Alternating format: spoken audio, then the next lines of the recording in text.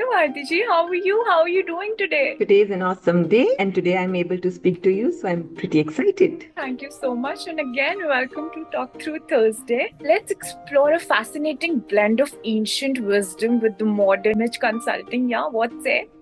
Okay. Oh, yeah. So, in this segment, we'll be relating timeless teachings from the Bhagavad Gita to contemporary image and personal branding challenges. So, it's a unique way to just see how these spiritual insights can guide us through the world's challenges. So, are you ready? Absolutely. Great. First scenario we have is the dilemma of first impressions. We all face that. Going back to the Bhagavad Gita, Lord Krishna speaks about performing one's duty without attachment of the outcomes, of course. How can these principles help someone manage the stress of making the first impression at a crucial meeting? How to do that? So, first of all, the only thing is that there's no need to create stress about making a great first impression. We are stressful in situations where we don't know how to do it. For example, if you don't know how to drive a car, it will be very stressful for you. Otherwise, who know driving, for them, it's a cakewalk. So very simple to create a great first impression. For example, the way you created. The moment you came on the screen, you were smiling. You seemed to have a very exciting energy, enthusiastic energy around you. You are neat and tidy. In fact, if we are online, yet you seem to be making eye contact with me. This is all we need. Looking confidence is an act. If you can master that, even these people who are at the top position in their life, even they get insecure, which is all right. They all feel self doubt, which is fine, but you don't need to show at that time. When you know these small tools, you'll not have stress. And as Bhagavad Gita says that कर्म करना तुम्हारे हाथ में है, फल भगवान ने अपने हाथ में रखा है. So something which is not in my control, I cannot do much about it. Pay attention to the facts which are in your control. For example, your clothing, your grooming, your body language, your smile, how you carry yourself, and your knowledge. This is in your control. Work on that. People whom we are going to meet and how they are going to perceive us, that is not in our hand. So forget about it. Very rightly said. And that only comes when we're balanced from inside out, right? So, second scenario is about balancing the inner and the outer selves. Going back to maintaining equilibrium in success and failure, of course. How can this balance help someone align their inner self with their outer image, especially when they're facing career transition? For example, the time when you finished your school and then you went to your college. So you had so much of excitement and yet you had goosebumps. And the first day of college, how would people perceive me? Will I be able to make friends? How the day will turn out to be? So we all have these apprehensions, which is fine. If we go back to Krishna's life, so Krishna's life is full of traditions. Yes.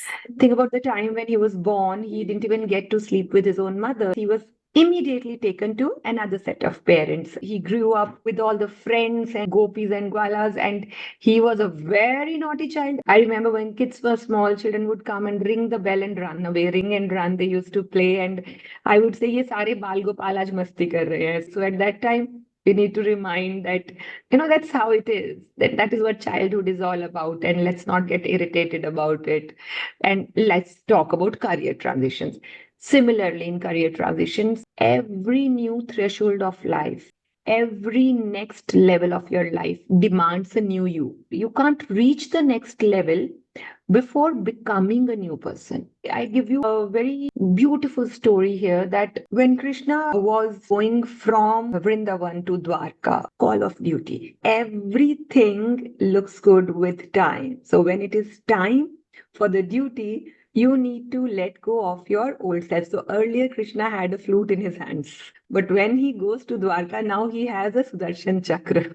Times change, and that is how we need to transform with time. Maybe when you are joining your professional life for the first time, you need to become a different person than you were in college. In college, you are casual, you would wear anything, do anything, say anything. Yet, when you go to a professional life, you have to create an image that, yes, I'm responsible. These are the transitions we need. And then to the next level, when you from an individual contributor, you become a team leader. Now you no longer are responsible only for yourself. You are responsible for your team's performance also, your teammates also. Then you have to look at things from the other perspective. So every new transition in your life, every new phase of your life demands a new you. And that is why reinvention is important. I'll agree with you on that. And not leaving behind, embracing authenticity. Krishna always emphasizes on the importance of acting in accordance with one true nature. What am I? Should be reflected outwards, of course. So, how can this concept be applied in personal branding, ensuring that one's public image authentically reflects their true inner self? A very important question, Barkha, and I would just share this with all the listeners and viewers that be proud of who you are. If you are not proud of yourself, how would people be proud of you? We want appreciation from others, we want acknowledgement from others, and yet we feel insufficient inside. Personal branding is showing who you are. We all are Dhoni fans, we all are Virat fans, and they both are contemporaries. Yes. Yet, if I talk about Virat, what comes to your mind? Virat Kohli is all about strength. Strength, aggression also. And if I talk about Mahendra Singh Dhoni, He's a what comes to your mind? leader. We call him Captain Cool. So Calm his calmness is his brand image. So they both are contemporaries, they both are very hardworking, they both are successful, yet they both have different flavors to them. And that is what I want to tell everybody, that you have your own flavor. Find out your flavor, and then that will be reflected on the outside. Finding your USP is the key at the end. Yes, Right. USP. Lastly, let's talk about cultivating confidence. Krishna always speaks of, self-discipline, inner strength, and of course, not leaving behind that beautiful smile of yours. How can these teachings be applied to boost confidence, especially if somebody is looking to preparing for a public speaking event, because it can be daunting sometimes. Daunting at times, yes. First of all, prepare well. If it's a prepared speech or when you know the topic. Second, know your audience well, whom you are talking to. If you are talking to students, you'll create a narrative which is in alignment with the students. If you are talking to mid-managerial people, if you are talking to the top managerial people, or if you are talking to kids, the whole entire scenario will change. So keeping the audience in mind, then you prepare your speech. Second, as you said, confidence is the key. I tell you what, people who are top public speakers, even they have butterflies in the stomach, let that happen and you keep on doing the right things. Do pay attention to your dressing, grooming, your first impressions, because that boosts your confidence. When you enter any arena with confidence, then you are able to create great first impression, and then you can easily connect with the audience. So 3 things. One is great first impression, prepare for that. Second, connect with the audience. Create the content which is in alignment what audience want and not what you have. And the third one is prepare. Preparation is the key.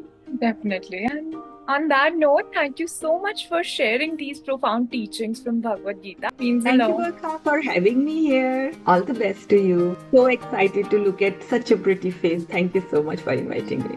Bye. Take care.